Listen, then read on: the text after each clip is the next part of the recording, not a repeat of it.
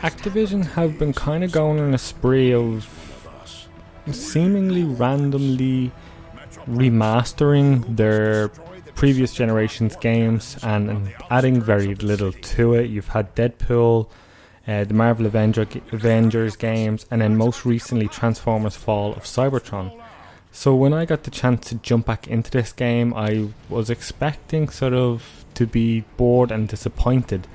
But the funny thing is that Transformers Fall of Cybertron is pretty damn good still by today's standards.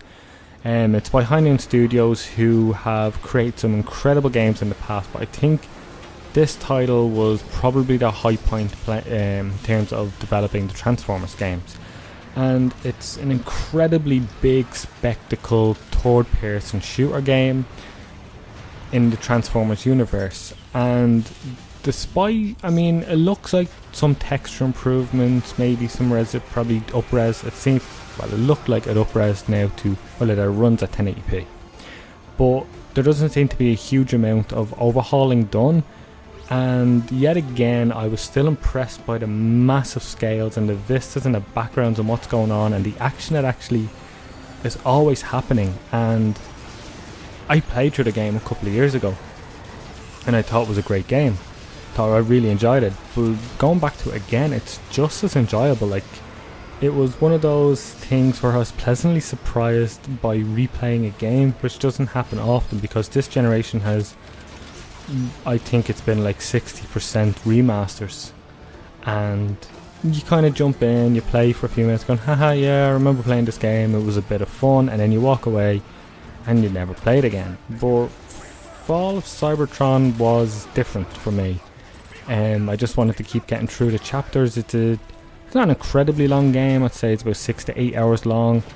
The game also features escalation mode, which is essentially their sort of wave-based survival game. And unfortunately, in my reviewing of this title, I couldn't get a game. And maybe that's just by the fact that Activision just threw the game out there and they're charging €50 for it.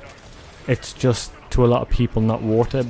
But I think that if you enjoyed the game or you've never played it, if you've never played it and you hear that it's a remaster, you're not going to be very excited. But if you're one of these people that have never played the game and are watching this video, you go out and get it, because it honestly is still one of the best third-person shooters you can get on this generation of consoles.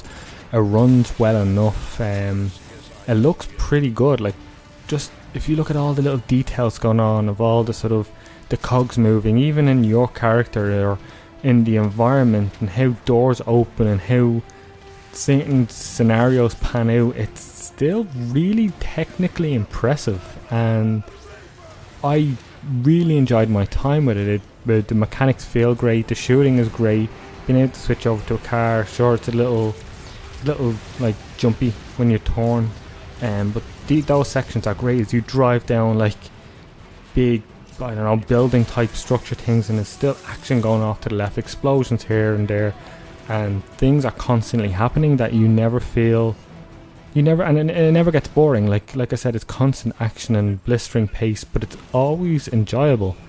And I just think that if you've never played this game, you should definitely play it. And if you have played it and you were thinking of going back, maybe you should, because this is actually a pretty decent remastering.